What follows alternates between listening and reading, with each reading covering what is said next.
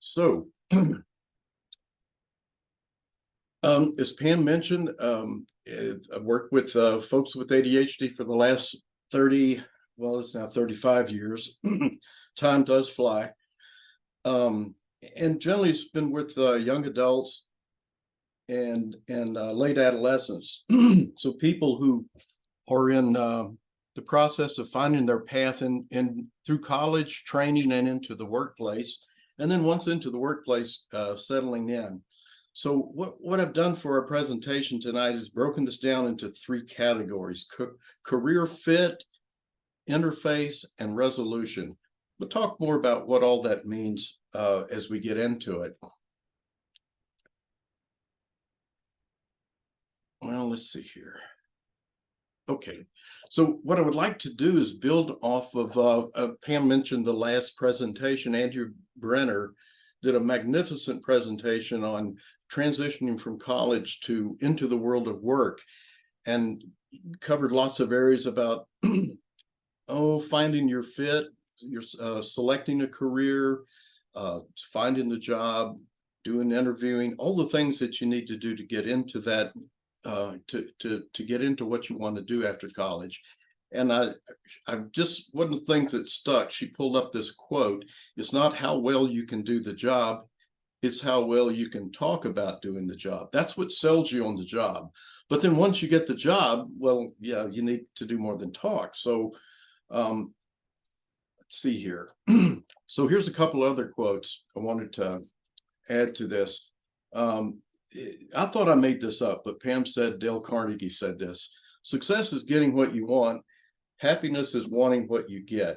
And so, success, you've got the job, then, and now to be happy in that job requires something of a fit, an interface, ability to make make yourself, as a person with ADHD, interfaced with what's required of you. Some of the stuff that pops up that gets in the way is challenges that people with ADHD have. These are just a handful of them, but the real common ones where people have difficulty in the workplaces, we need novelty and variety. I remember working in a factory when I was working my way through college. It was my version of hell, doing the same thing every single day. It was it was very difficult. So having something of a variety in what we do is very important. Variability of performance is another area. Variability of performance, meaning what I do this week may not be the same as next week. I may be really on this morning, but this afternoon maybe not so well.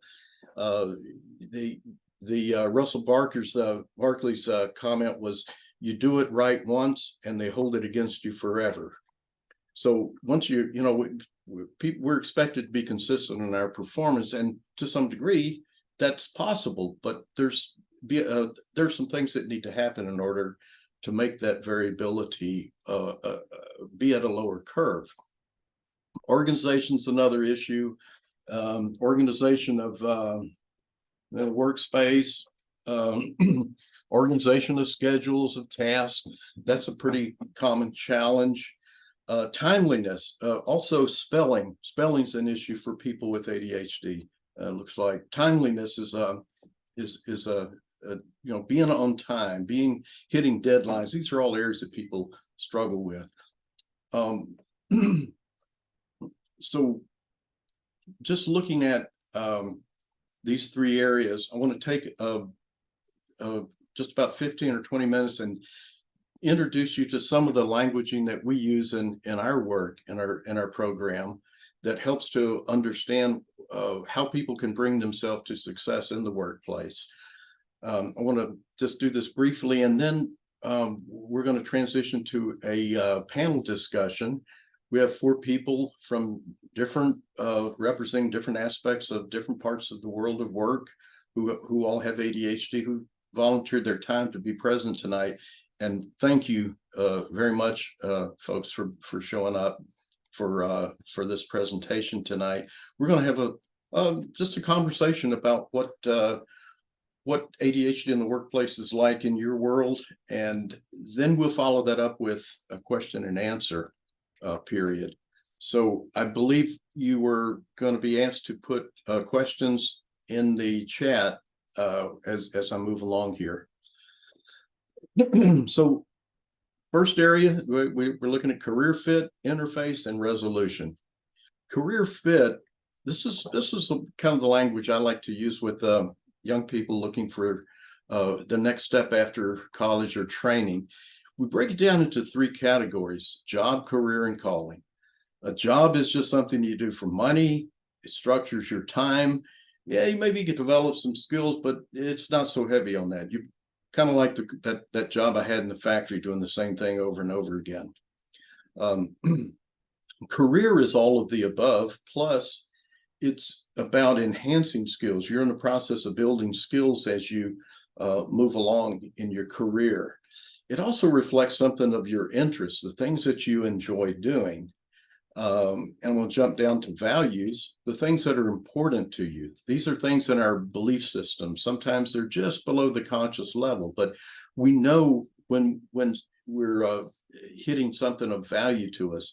Remember working with a person some years back who got situated in a program where she could get her doctorate degree, and she was getting paid a salary working in research, only to find out that she started the work that their work among the subjects they work with are primates, and it was just a real challenge to her value system, and she had to move on. So temperaments, just temperaments are something of our disposition that we're born into the world with. I like to say that many people with ADHD are uneasy in the harness. We with the choice of close or distant supervision, we kind of like distant supervision. We like to run our own show. You see a lot of entrepreneurs who have ADHD. It's pretty common that just close supervision's not as we're not so easy with it. Single station or mobile, where your workspace, do you like sitting in front of the same at a desk in front of a computer all day, or do you like moving about the office or moving outdoors or inside or to between different offices? Another thing is sort of a mixture of temperament, interests, and values is this concept of data, people, things. All jobs, all careers can be categorized according to the relevance of data or information, people and things, tools, materials, machinery, the degree to which these are involved in work. For example, my work is people first, their data is equally important, and then I'll play with this computer now and then. So mine's more like people, data, things.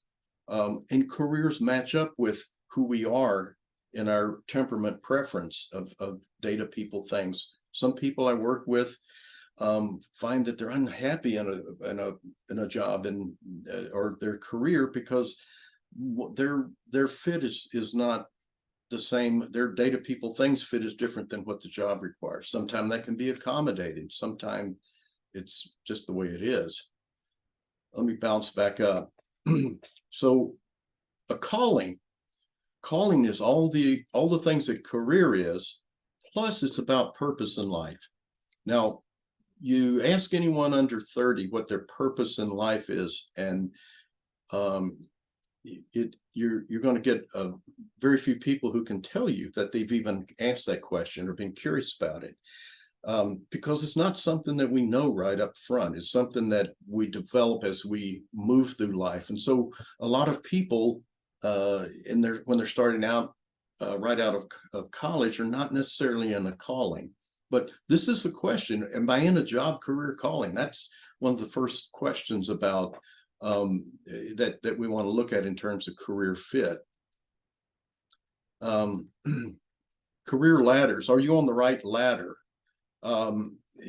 Back to my early days getting through college, I remember working in for a construction company. I was offered a job as a foreman, and I was pretty excited. I'm like, yeah, that's pretty good money, and I'm up here, about right here on that career ladder of construction. And a friend of mine brought up the fact, well, John, you're majoring in journalism. You want to be a writer, right? And I'm like, yeah, but I got to get through college. He said, well, look, over here, there's this weekly that's wanting to hire a beginning reporter. And I said, what do they pay? Well, minimum wage.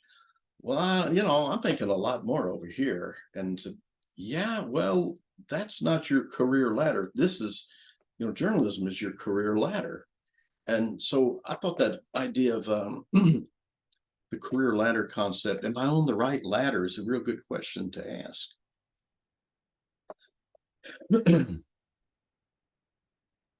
So moving to career interface, this is about ADHD and how it affects me. And then what the job is looking for, requiring of me and my ADHD. So here's some more language and another model that we use. Dreamer, realist, critic, a way of thinking about how our psyches are separated. We can divide ourselves into three parts. The dreamer, this creative part of us that happens when we have all the neural connectivity in our brain, that all zones are firing, and the high functional connectivity is when we're in a dreamer state, an idea, creative mode. The realist is another part of us that generally located in the prefrontal cortex area of the brain. This is about 3 parts of choosing a goal, organizing a plan, and executing a plan. These are the main functions of the realist. Figuring out of all these dreams, all these wonderful ideas, what's most important, relevant, doable, necessary, and make that a goal. And then organizing a plan, a sequence of steps for how to accomplish that goal. And then the realist executes that plan. We break that down into a few steps here. One is getting started. Some people have difficulty getting started. Once started, they can really roll.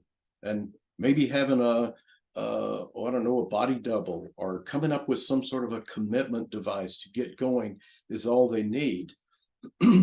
Others may have difficulty continuing with the task due to distractions. They're easily called away.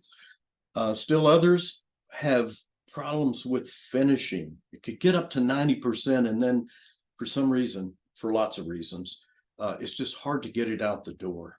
Sometimes it's part and parcel of the critic, which we'll talk about next. And some people have problems in all of these areas. And another word for the realist, of course, is executive function.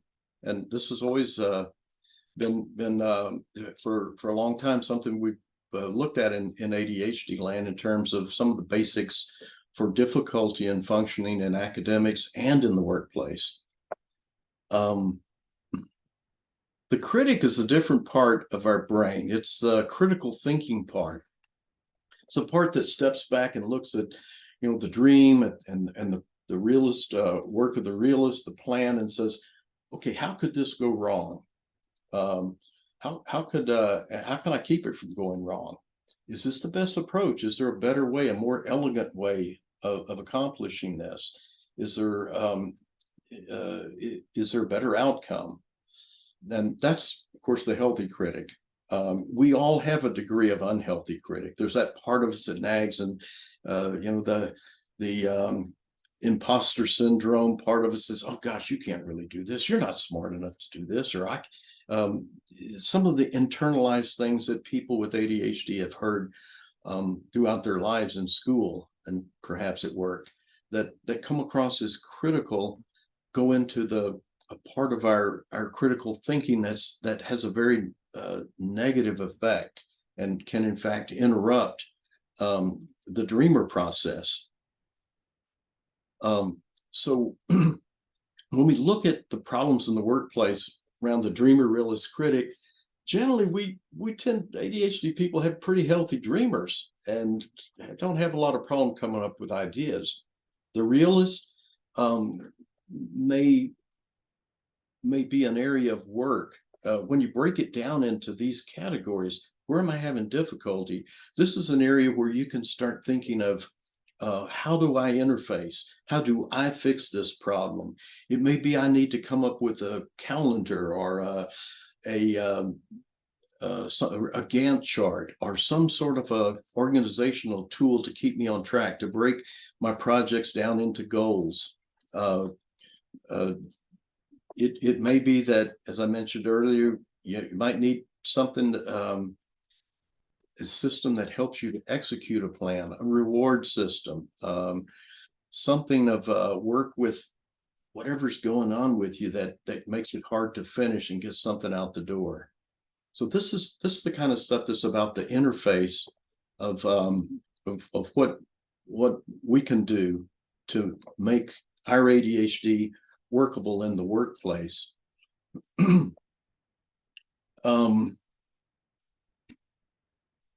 Resolution.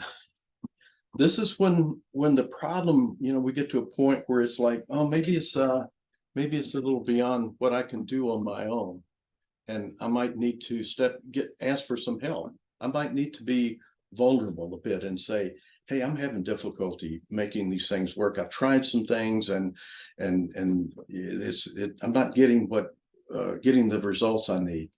Who do you ask that of? And who would ideally be there to help you? This could be something you'd bring in with a coworker, a supervisor, maybe even HR. But it's areas where our interface isn't working. And so we need to figure out what the differences are that in our way of functioning and what's required of us so that we can resolve the problem and function in the way that we were hired to, the way we know we can function. So at some point, it may come down to the issue of ADHD. And there's a question that we don't have it on here, but one of the questions is, do I disclose having ADHD? Is that something that needs to come up? And if so, when? And the answer I have is that it ideally comes up before it's a problem. If it's going to be a problem, it needs to come up before it's a problem. And when brought in, it needs to be brought in without all the red flags that may pop up. You need to answer the questions that are going on in the supervisor's mind before bringing the ADHD in. And, I'm fully capable of doing this job, and I enjoy it. I want to be successful in it. And here's some things I've tried to do, and I'm coming up short. Can you help me with this? So one of the questions that we have is that we may encounter is, what is the employer's role in that? And we come up with ADA requirements. An employer is required to provide a reasonable accommodation to a qualified applicant or employee. So there's a lot of questions that brings up. One is, first one is, what is a reasonable accommodation? Here's some examples. Some of these are they require like wearing noise canceling headphones. Supervisor may be really cool with that, but if you're dealing with the public, that would be a different matter. So that's something that needs to be worked out. Permitting remote work some or all the time. I mean, we're in the age post-COVID and post-COVID where that's generally easily done, unless you're, again, working with the public. Minimizing marginal functions to allow focus on essential job duties. I guess a better way of saying that was don't sweat the small stuff, just focus on the big things, and where possible, some of the less important functions, let those go, or let me think here. Essential job duties. Focus more on the outcome. Adjusting or modifying training materials or policies. All of this, that comes down to adjusting. When you've done all you can do, it comes down then to adjusting to the policies that in the workplace, to the formal and informal structures that make up the workplace. On one hand, you want to have everything you can to be successful, but then if that causes you to stand out, if just like people in college or high school didn't want accommodations because it made them look different, that's challenging. Or if you look like you appear to be getting special treatment, that may not feel good to you. Let's see. So, alrighty. I've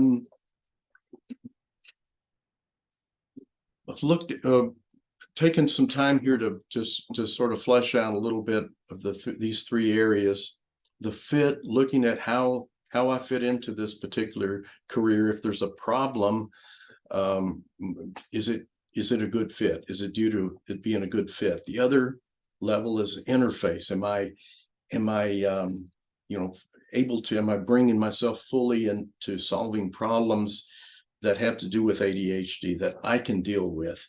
And then coming up with solutions, resolutions that may involve working with someone in the workplace. Let's see. What I'd like to do now is to go ahead and shift gears to our panel discussion. And let me think here.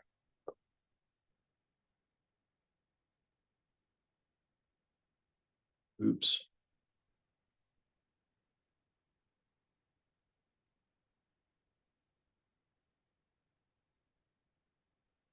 Okay.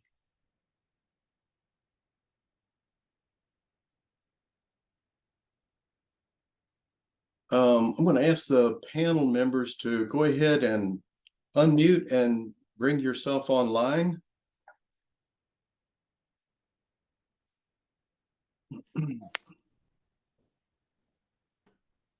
Hi, Aaron.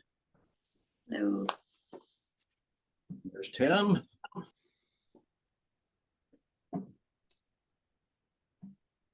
Who are we missing here? Yeah. Oh, everybody's on. Okay. Drew and Matt. So let me ask you first just to introduce yourselves and tell us a little bit about what you do. And go ahead and unmute yourselves, Matt and Tim. And Matt, you're located right up here in the upper left corner. So would you mind starting out? Who are you and what do you do? Yeah, sure. Thank you, John. My name is Matt Laird. I am a business banker with Atlantic Union Bank here in Central Virginia. Best way to summarize what I do, I'm a commercial lender as well as an all-around banker for businesses up to $20 million in revenue. So I service all of their strategic planning, financial planning, lending and deposit needs. And I work in Charlottesville, Virginia, as well as up and down the Shenandoah Valley from Stanton up to Harrisonburg. Matt, thank you. And thanks for remembering us after you got famous. Yeah. Yeah. I never forget where I came from. Drew, tell us about who you are and what do you do? And, yeah, my name's Andrew Larson. Yeah. I'm sorry, let me interrupt. I forgot. Part of ADHD is that we're doing something, but we're also in the process of a path forward. We may be involved in doing something else that's about our future. So feel free to share that as well, what you're doing and where you're heading. Thank you, Drew, for that. Excuse that interruption. No problem. My name is Andrew Larson. I'm a bartender and restaurant consultant in Washington, D.C. So I work with restaurants to kind of develop better bar programs, make better cocktails, and give better service. And then I am kind of in the very, very beginning stages of getting into ADHD coaching. I've been working with Dr. John for a couple months now, and that's kind of a direction that I want to carry everything as well. Thank you, Drew. Part of the dreamer realist critic model I mentioned, we can be either advanced, emerging, or dormant in those three. When I was a young man, advanced in my dreamer, my realist was coming online, it was emerging, but my critic was dormant. I would make the same mistake over and over again. My great uncle worked on his ranch. He'd say, yeah, John, the only way he can learn is to pee on the electric fence every time. And it was sort of true. With my critic turned off, I couldn't learn. Drew, one of the things that you speak to is your dreamer and your critic are both very strong. You're looking at how can this work better? How can I do a better job with this? So, Aaron, you're next. Boy. Hi, my name is Erin. I work for a technology consulting firm. I work in offensive computer security. So basically, companies, the government, hospitals, oil and gas, basically companies from all different industries come to my company and request testing of their network or testing of their applications and things like that. And I try not to sound obnoxious when I explain my job, but basically they hire us to come in and break their things, and then we tell them how we did it, and we write a report and ideally help them tell them how to fix it. That's the main part of my job. I'd say future goals would, I think a lot of people in our industry would like to write a tool or something that everybody in the field uses. That has sort of been a small goal of mine. I've noticed that I really like a particular portion of my job that involves setting up the infrastructure. I don't know how technical people are, so I won't go into too much detail. So I like basically the beginning part, the part that involves setting up my team to do their work for the engagement. We call them engagements. Yeah, that's Cool. You lost me when you said computer. sorry.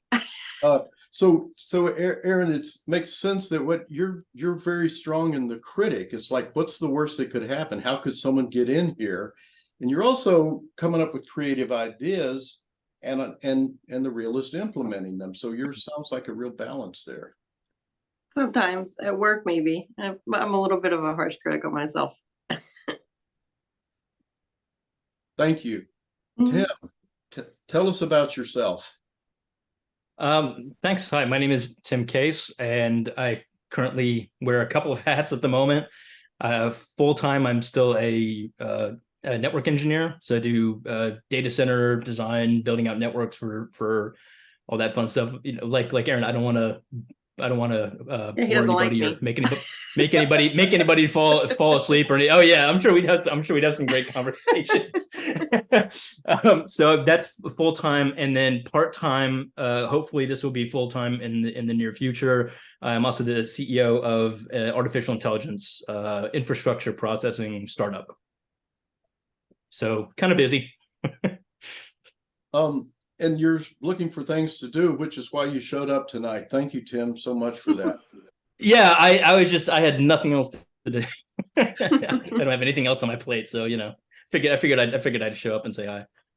Well, this concept of the edge of criticality that I talk about in the book, people tend to do best when they're right there near the edge of between chaos and order. And people with ADHD, in my opinion, my theory is we tend to thrive at the edge of chaos. we do our best work there, so we unconsciously seek it. But thank you for your giveaway being present tonight. My first question I have here, first of all, did anybody get a hit on anything I talked about that you want to respond to right off the bat? I think I'll need reminders. I'm sorry. Sorry, go ahead. No, that's all I need. You go ahead, guys. Oh no, this is just something that kind of sprung up when we were talking about just different areas, is something that I've dealt with a fair amount, especially as an entrepreneur now, and that is dealing with rejection sensitivity. Because when going out and pitching to investors, trying to raise money, the plain fact of the matter is that the vast majority of the time you're going to hear no.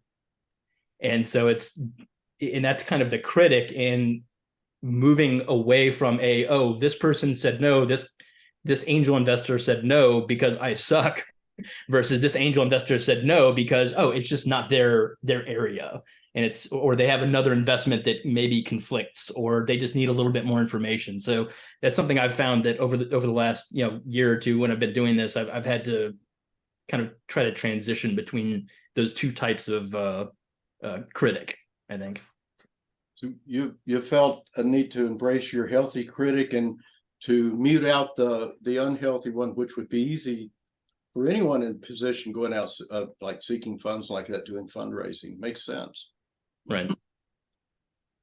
So the question I have is, I'm trying to come up with questions that are loaded so I can ask you a whole bunch of things at one time, kind of like in a news interview. And what your job is to don't be a politician and answer some other question. No, go ahead and answer whatever question comes up for you at this. But so compound question, how did ADHD factor into you choosing your career? For me, ADHD was everything in helping me decide my career. I didn't know that I had it. I knew something was off for years. And I finally got diagnosed in my late 20s. But I obviously started, as some people start to, in college is where it really started to hit me, that I had a different type of I learned differently, and I had gone from journalism major but I realized that wasn't for me. And the only reason I went into journalism is because I had been told that I wasn't really great at math and science, and I should stick with writing. And then I realized that I was more entertained by the idea of like computers, working with computers, or like building things. So I couldn't get myself motivated to do my work. So I changed majors because I was like, well, I have to do something. I can't just stay in this major that I'm not motivated. I can't do anything. So I switched majors. I took a coding class, and I loved it, even though I wasn't that great at it because it was an entirely new concept to me. My high school didn't teach me anything about coding or computers, which apparently was not everyone else's experience. And then I realized that I didn't do well in like giant lectures and then taking these big exams all the time. I was better with coding projects where I could take time and it was like solving a puzzle. And that's where my grades would come from, is these large projects that I could submit. And I could do them on my own. I could do them in groups, and it wasn't me working off of other people or like taking their work. I was actually, leading groups, and I became a teaching assistant, not an official TA because I wasn't a grad student, but I was a teaching assistant. And so once I found it was basically like a hobby for me, and I realized I could make money with it, I started focusing on a career path that involved what I liked to do in college. And I was also very lucky that my parents were super supportive, because not a lot of people get that lucky where they can change majors several times, but I did.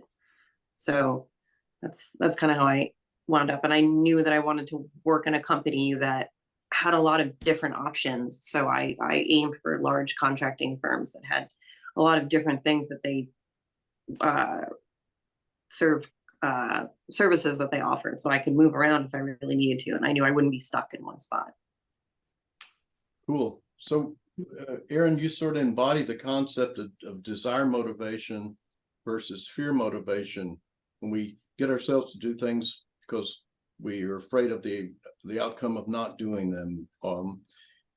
Versus desire motivation where we're drawn into something that that there's something in it for us, and for you it's the stimulation and an intellectual intrigue. So who's next? How did ADHD factor into choosing your career, or if that makes it a superpower for you? How does that work?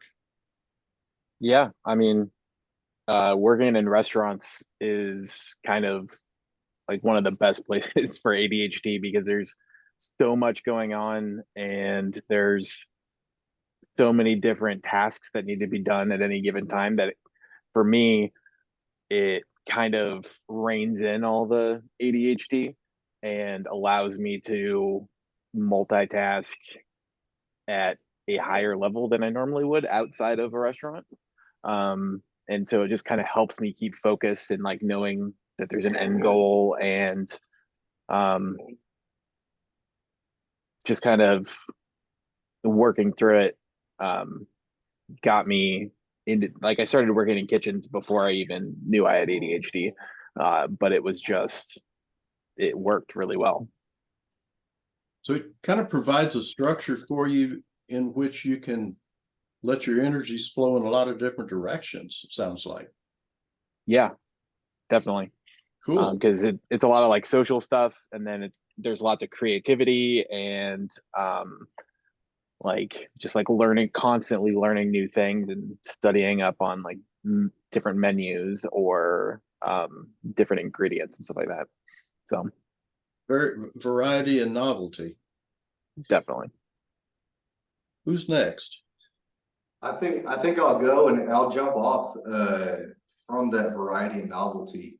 So it wasn't what drew me into a career in banking, however, it's what's kept me, which is the variety and novelty of, now I cover half the state of Virginia. I work with 15 different bank branches, and every single day I'm working with somebody different in a different town, in a different region of the states, a completely different request and strategy to work on that it's brand new every single day, which certainly helps with keeping at bay any boredom or monotony that I might have previously been, averse to.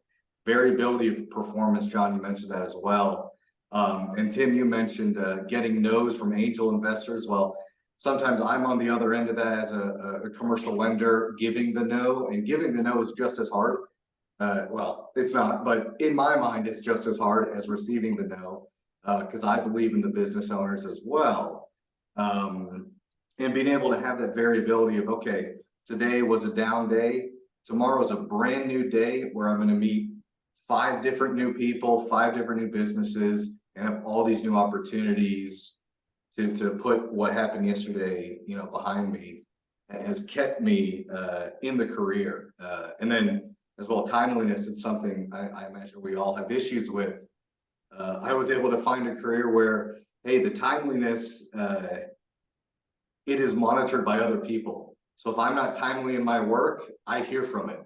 I hear from them. So I sort of get to push that responsibility off myself, which frankly keeps me in line. I get that there's something of a calling to this for you also, Matt. There's something of in what you do and what you bring to the world that you value highly. It fits into your value set. Yeah, I like I said, I work with businesses of up to $20 million in revenue, and those are traditionally family-owned businesses, right? 20 million might sound like quite a lot, but you'll find many family businesses that are run with that revenue. So I get to work and help folks achieve their goals, that they're in business and working to create a life for themselves and their children. They're not as maybe I am as a banker with a $25 billion bank working to create value for my shareholders. My clients are working to create value for their employees and their family members. So, you know, I get to see my advice and decisions help them with that. And furthermore, my career, it requires me to be a member of my community. So I'm involved, I'm the chair of the Walk to End Alzheimer's. I'm the treasurer of the Kiwanis Club. I work with Rotary. So my job, I get paid to also be involved in nonprofit organizations, which just allows me to create good in my community while frankly getting paid for it. Well, so Matt, it's sort of like, I think when they make the sequel to It's a Wonderful Life, you're the one that should play George Bailey in that. Yeah. He's a good banker. Let's put it that way. Tim, tell us about yourself. Wait a minute. Did you already speak? No, you didn't. I rambled for a minute about something else. Oh, that's right. And then I lost the question. How does So that how's the ADHD play into your career?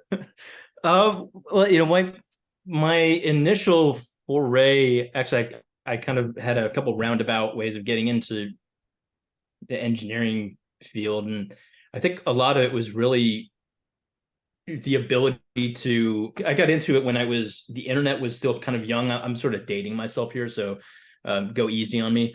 But the internet was still being built, and so I've always been fascinated by connections, by building things, by taking all these different elements and putting something brand new together that's never really been built before. And so that's one of the things that really drew me to network engineering and all that sort of stuff. So I started out doing engineering on internet provider, service provider networks, and then once cloud computing became a thing, I got into that because it was the same sort of thing. It was something huge and novel that nobody had ever really done before.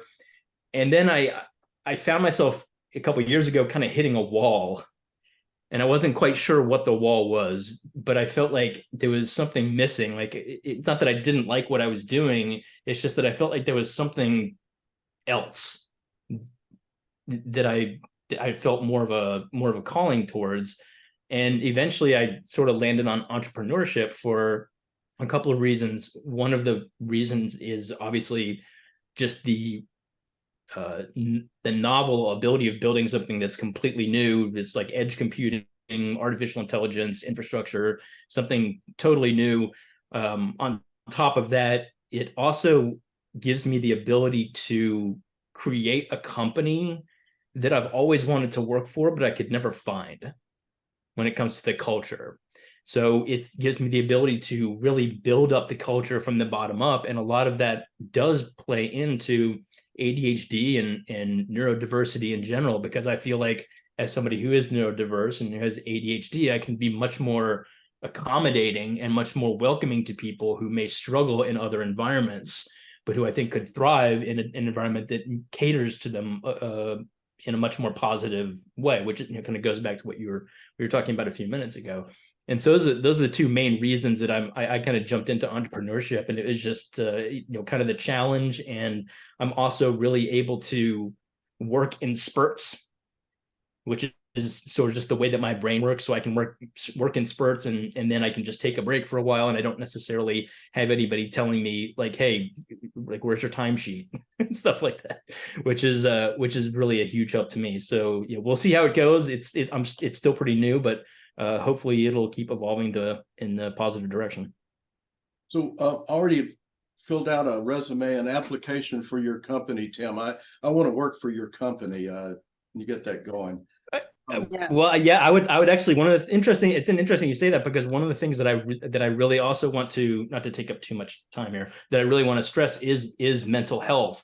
And so I would love to have some sort of in-house counseling group or life coaching group that my employees can go to free of charge and whenever they want to. I think that would be a big help, because obviously the insurance industry and all this sort of stuff is such a complete train wreck nowadays. So it's interesting you say that. So application accepted. I'd love not to have timesheets anymore. Those are torture. Yes. No. Oh, and no. Yeah. No timesheets. My company is based upon goals, not upon how many hours you work. If you finish your stuff in 3 hours, go home. That'd be wonderful.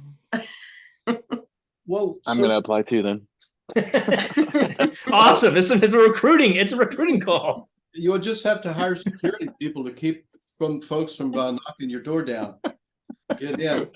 So you've answered some of these questions in what you said, in what you've spoken to, but I'm wishing we had about an hour or so to do this, but we have just like 8 minutes.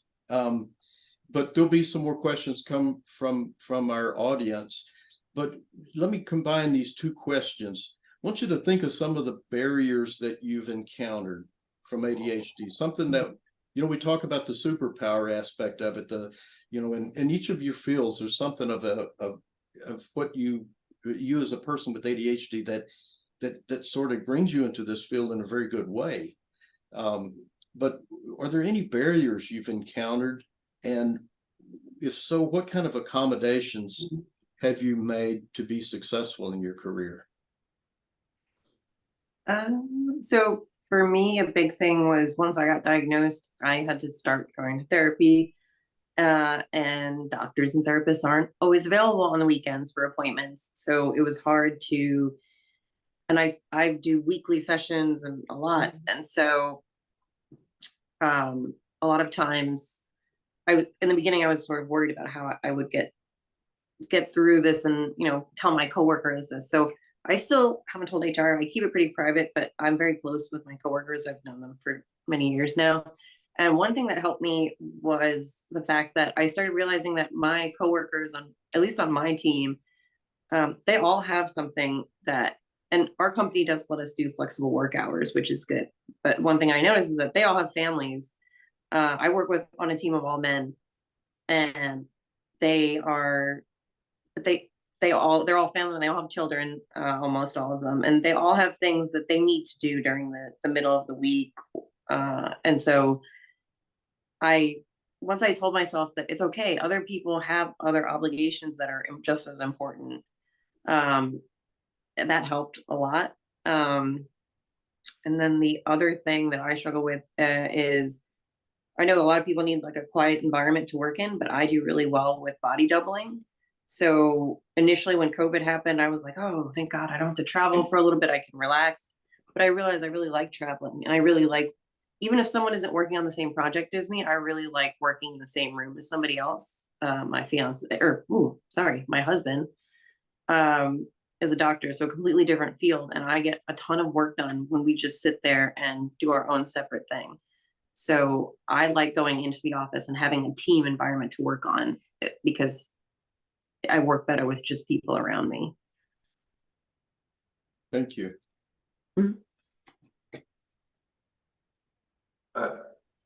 Yeah, I'll jump in. So in my role, I have 2 home offices, and then, like I said, 12 or 13 branches I cover. In my one home office in Charlottesville, it's the commercial banking hub for Central Virginia. A lot of much more senior bankers than myself, maybe in their 50s and 60s, been doing it for years, are in that office, about 10 of them. And all of their offices are perfectly immaculate. There's no papers, nothing written, nothing like that. And it's because important in banking, I'm not allowed to tell you who my clients are. I can't leave papers around. It's secret information we don't want to let people know, but I can't work like that. I got my office, even back when I was in branch management in banking, I always have a big whiteboard where I write everything on, and then I write the same thing down on a note paper, and then I write the same thing down on a computer, on my Outlook calendar. And whereas my colleagues will leave their doors open at night for the cleaning crew to clean it, I have to clean my own office and keep my door locked, because on my whiteboard, I'm going to have clients' names written down and loan amounts and, dollar amounts and all that good stuff, because otherwise I will be completely lost. So I realized I needed that, and, nobody says anything. I guess I work in an organization that's very open to neurodiversity, thankfully. But also I think it's a matter of just doing your job correctly. People might not say things to you, but yeah, I've learned that I got to clean my own office because I would be lost without writing things all over the place. Cool. In the restaurant industry, substance abuse is a big problem, and people with ADHD tend to struggle with it more than normal people. And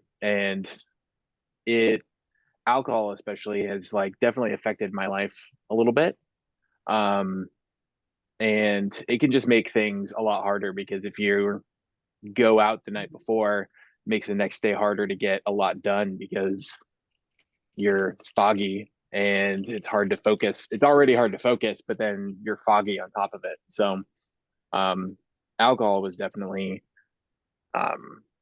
especially when I was younger, a problem. How do you cope with it now? If that's an ADHD, and it makes sense. There's research supports that those of us with ADHD tend to have greater tendency toward addiction than neurotypicals. What works for you? I don't even know. Right now, like I've actually been sober for 11 weeks now, for just like external health stuff. And it's been making life a lot easier in a lot of ways. It just like I'm less tired or fatigued, and I can get more stuff done in a lot of ways. So this I is have no idea if I answered the question. No, you did. This is spot on, Drew. This is an accommodation that you've created for a sort of occupational hazard. Mm-hmm. Cool. Definitely, because I mean, when you're with bartenders are always encouraging you to drink more. So yeah. Has everyone responded to that question? I lost track for a minute. So we're right on 8:30. We want to open up to questions from our audience. Do we have any questions yet?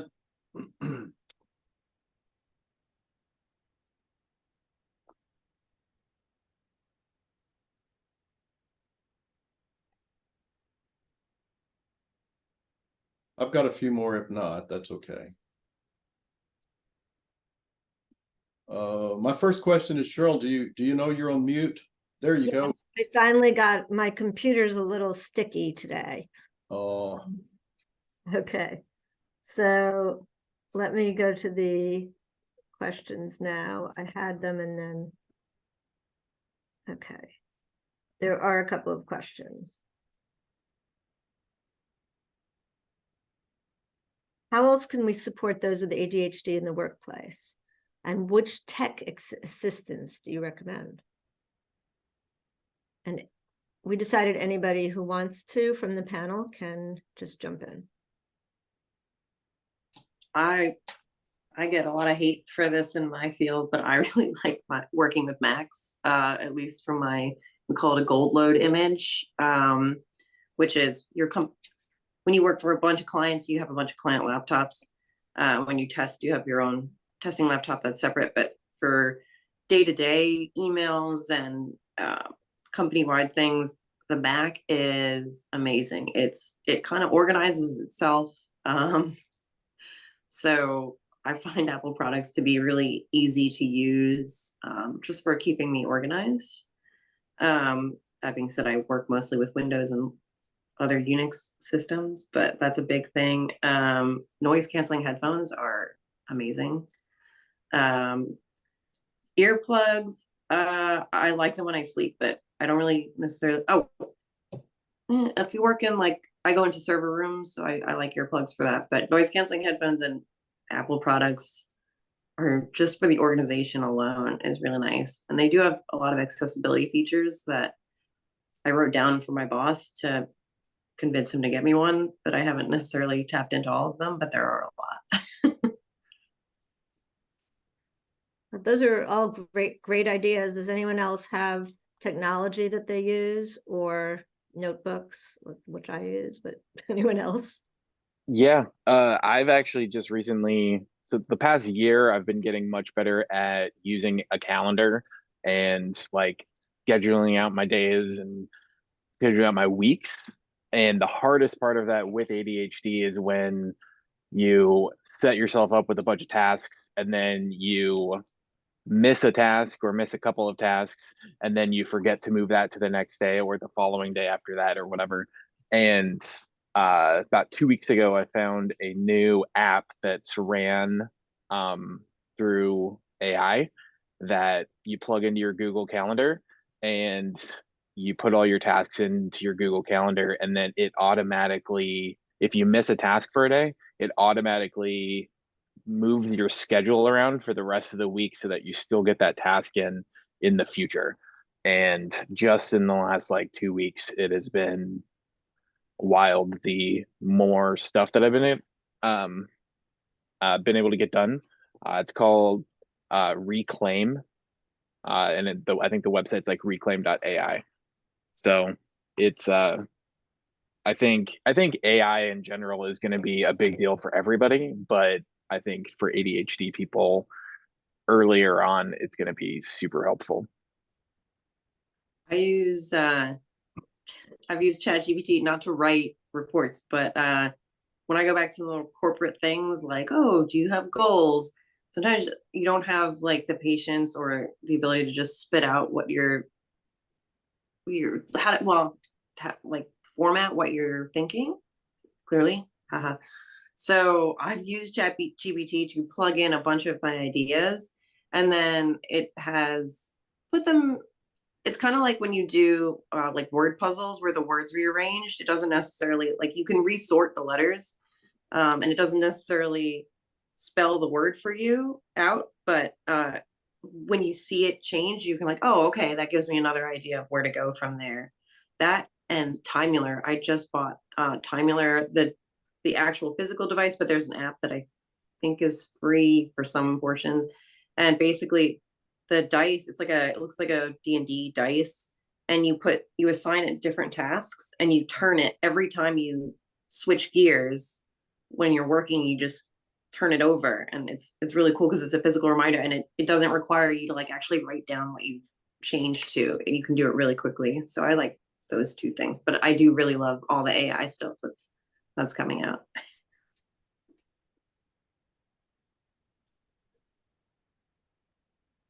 Anyone else have tips on on accommodations they use at work? That seems to be a big interest of everybody.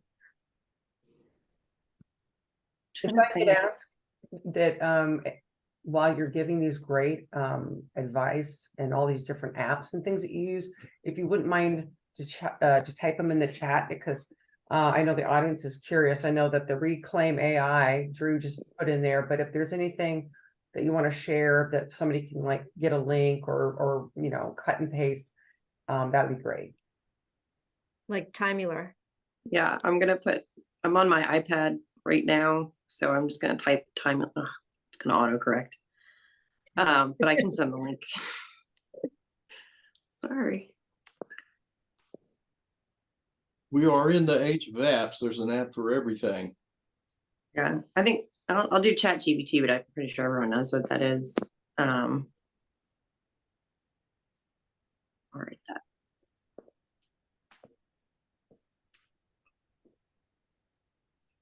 Please don't correct. There we go. Okay, I have another question. Hold on a second. Tim, this is for Tim. Any tips for starting your own business? I'm in the midst of starting my own, but feeling overwhelmed by all the steps and organizing it to be manageable. And while on that note, balancing a full-time job while starting your own thing part-time, pretty rough. Any help with this? That's a really good question. And I would say, and it's easier said than done, but I would say the first thing is, I mean, I'm assuming that you have an idea of what you want to do, is having an idea of what you want to do, and then just understanding and researching the steps that you need to do to incorporate a business, to register name, things of that nature. Because as people with ADHD, and I can attest to this, we tend to sometimes overlook that sort of stuff, but it's actually really, really important. So I would say the first thing is to just get that out of the way. And then another very important thing to do is, if you haven't already, is start to look for one or two other people who have the same interests, ideally that maybe you've worked with before in the past, or that you know personally, in order to find somebody who's a co-founder. Because I found that when I was a solopreneur, when it was just me trying to do this, it was not tenable. It just wasn't doable. So trying to find somebody who can complement your skill sets, I found it best to find somebody who's a little bit more neurotypical, because he's better at organizing, at getting all of that stuff done. But I think another really important thing is to make sure that you give yourself downtime, because it's really, really easy to burn yourself out. So if I have these tasks I need to do, I need to get incorporated, I need to look into what I need to do to get this license or that license, getting a co-founder, all sorts of, accounting, that sort of stuff is very important. But if you try to do too much at one time, you're really going to burn yourself out. So you have to have some patience, especially when you're first starting out. So that would be my suggestions. Hopefully that's not too nebulous. Honestly, it really is something that I think it depends on the individual, and you just need to be able to figure out how much you can do at once and be okay with that. And then just kind of go patiently from there and just figure out the initial steps. And then once you get to that point, then you can start working on the product or the technology or whatever it is. So that would be my suggestions. I would say to probably need to collect or look into your NDAs and your non-competes if you're working like for a consulting firm. Definitely collect all that information ahead of time. Yes, that's a great point as well. Yeah. You don't want to get caught up in that. Like, if you work for a big company, it's like you're not going to win that legal battle. Yeah. So make sure you Someone do with that. a law degree too, maybe. Maybe. Right. So yeah, I mean, I hope that was a good enough answer. I know that some of that is a little bit nebulous, and it really does depend on what it is that you're interested in doing. But I think it really is important to just make sure you really, really, you really love what it is that you're trying to do, as another thing. Because if you don't have a ton of passion about it, and it's not gonna work out, because you just have to put so much effort into it. So it has to be something that you really, really care about. I'm not saying that you don't, but I'm just saying that's a hugely important thing that sometimes people will overlook, and they'll say, oh man, this is a big market, I can make a lot of money. But the money is only going to take you so far. You have to actually really, really be into it. You have to really, really care. It has to be something that you're serious about.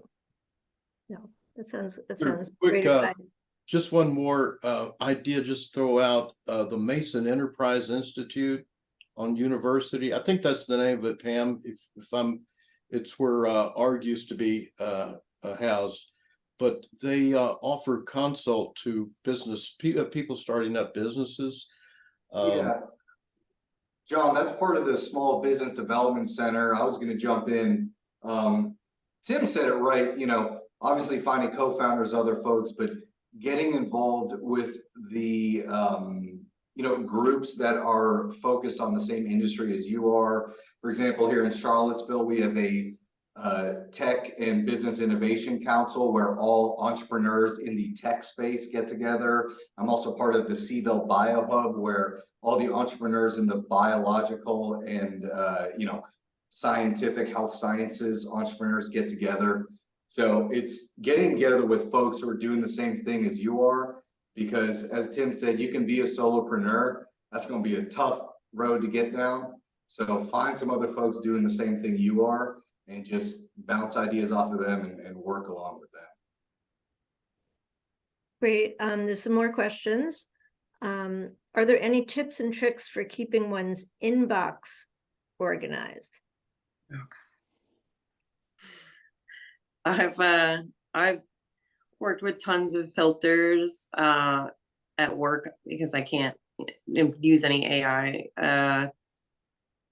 They sometimes work, sometimes they don't. I, for example, fill out all of my late notices for my timesheets. I put them in a separate mailbox. At home, I've actually started using something called, I think it's called SaneBox. I don't know if it's worth it necessarily. I've been using it for a couple weeks now. Honestly, I probably just have to turn it off to see how disorganized my Gmail would be without it. But it seemed like an interesting tool. I think it does help. It's better at creating filters, and honestly, you can probably use it, teach yourself what it's filtering on, because it does show you, and then use it. Again, it's partially paid for, but it's not expensive. And then learn what filters it's using and maybe do it yourself after first, however long you want to do that. Yeah, inbox is awful. I try and use filters, but you have to be careful. Like, just because people mistype, subjects in there, which drives me nuts. And then the filter doesn't work. Right? Does anyone else have an idea about inboxes? Oh, I'll type SaneBox. Do any of you use time tracking tools? And if so, which ones? So that was Timular. That was my response for that. Right. I'm trying to think of anything else. I use Sweepy, but that's for at-home chores. Well, that's good too, if you could get that in the chat box. Sure. Let me just make sure I'm typing SaneBox right. Yeah, I am. Okay. SaneBox.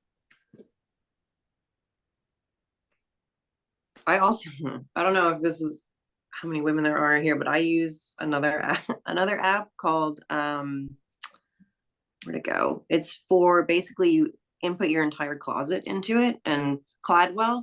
And for me, especially when I was going into the office more, I would waste a lot of time in the morning trying to figure out what to wear professionally.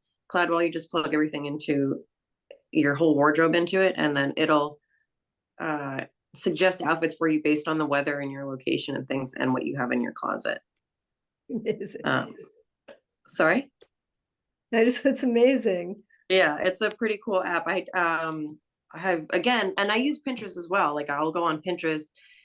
It makes me sound really basic, but I'll go on Pinterest and find outfits that look like what I own, and then I'll save that and I'll use that for suggestions as well. I especially for a woman, I think, not that men can't be cool when they dress, but I think women sometimes will have a hard time with so many options on what to wear professionally. It saves me a ton of time to have those suggestions already on hand. Pam, did I miss any questions? Oh, I think there's a new one. Hold on. Any resources, referrals for someone diagnosed with ADHD late in life, 25 years into the work world?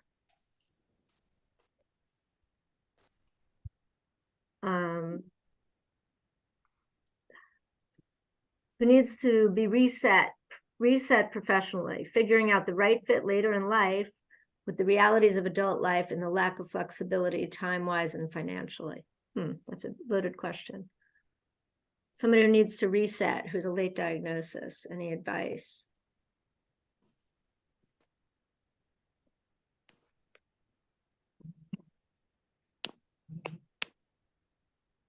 John, how about you? Thoughts I have are that that's sort of the norm that we're getting into more and more. We tend to be evolving as in the world of work and as a society toward more younger generations wanting to do things that are meaningful in their work and not just work to live. And so, of course, people are catching on to that idea as they get older, and we're more and more into lifelong learning. Any job, any career we're in is going to require retooling periodically. And because there's so much happening, so many things changing in the world of work that we need to do that just to keep up. It's the same in my career, and I'm sure with everyone else's. Your ideas, some of the business ideas you all brought in are based on that change. So all I can say is that the right fit later in life within the realities of adult life, it's a hard thing to pack everything in, and sometimes you're looking at, it looks like you're putting 10 pounds in a 5-pound bag. But that's one of the superpowers of ADHD. We tend to find ways to make that happen. And I don't know if I have a single suggestion for that, except to say that that's a common thing that people face and will continue to face as we stay longer in the workforce. I'm 71 years old, and people ask when I'm retiring, and I say, well, I'm going to work till noon on the day of my funeral. The idea is to find something you love, and who would want to retire from something you love? So whatever the challenges you face in fitting that into your life, it is very much worth the outcome of doing what you want to do that's meaningful in life. I can add like a little bit. I wasn't diagnosed late in life, but I didn't start treating it until later in life. I've only been treating it for the past 2 years, I think. And I was diagnosed when I was like 15. And a big part of it was finding a therapist who really understands ADHD. Is super helpful, because I went through 7 or 8 different therapists who did not understand ADHD at all, and they were more or less useless to me. And then finding the right medication and the right dosage has been huge as well, because there's lots of different medications for ADHD, and everybody kind of has their own reactions to different ones. And so like finding the right one is pretty important as well. Thank you. I have a question.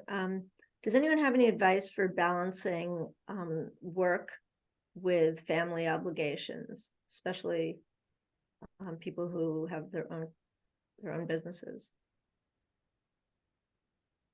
Scheduling it, making sure it's like on your calendar and on your schedule, almost as if it's part of your job, makes it super easy for me to make sure that I do those things or participate in those things. Ditto what Drew says, setting up date night for your significant other one night a week, have a dinner with my son one night a week. It's just a matter of scheduling it in and building time around it. We look at what's important in life, what's the crystal of our life. We tend to do what's crystal and what is most important. So just calling it out and putting it on the calendar is the very best thing you can do. Yeah, my husband and I, sorry, it's weird to call my husband now. We we are doing long distance right now. And so obviously we have the open option of calling each other mostly whenever. I don't always like cold calling, it throws me off my game. So we definitely schedule date nights. Obviously we schedule visits a couple times a month, but the big thing is putting it on our calendar. And unfortunately, I don't know anything about dealing with children and ADHD and having that, but that's what I do. I put it on the calendar, and it definitely helps. Like it doesn't make things not romantic. It helps, I think, because it shows you, like it shows yourself that you're making this a priority and your significant other that it's a priority. So a shared calendar for me is really great. And all of my coworkers have shared calendars that include their children on it, if that helps. Are there any other questions?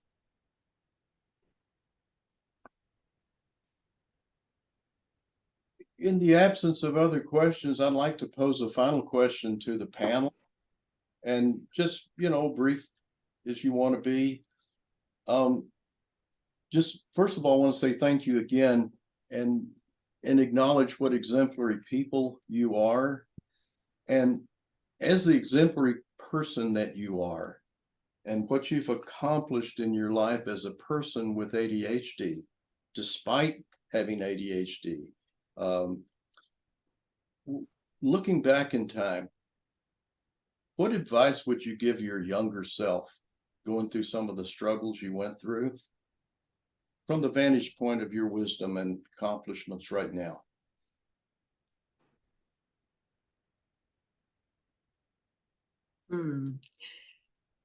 Save the hard one for last. Yeah, You always Aaron and I do. are both just cracking up here. Yeah. If I had to choose like something easy, I would say be kinder to yourself. Because being self-critical is something I've struggled with for a long time. And so just go easy on yourself. Don't be so hard on yourself. And realize that other people have maybe not even the same issues, but they have other issues that are important. So it, again, for me, body doubling is huge. So it's like, if other people are going through the same thing and I think about it that way, is really helpful for me. Not that I want other people to suffer, but just like, I'm not suffering alone. No one likes to be alone with painful feelings and suffering. Yeah. An earlier diagnosis would have been nice too, but I can't really do anything about that.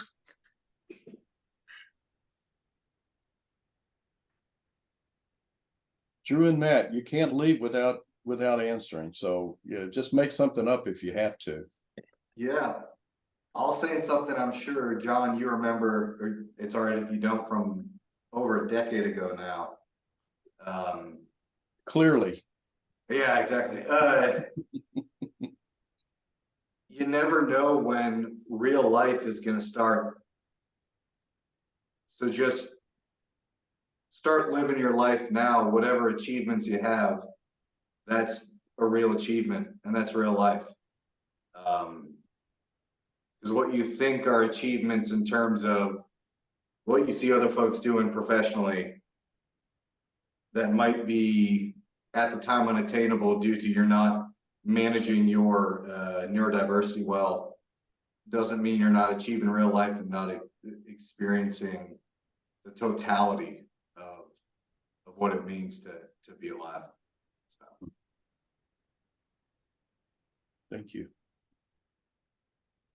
I would say I would probably tell myself that I don't have to be the best at everything. For a very long time, I just had to be the best at what I was doing, and I wasn't happy with anything less than that. And I probably miss out on a lot of stuff because of it. Thank you for your wisdom on that. And thank you also for being here and sharing yourselves with the group. And it's been very, very just humbling and an honor to be present with you. So thank you again. And hope you all got what you hear, folks in the audience, hope you got what you came for.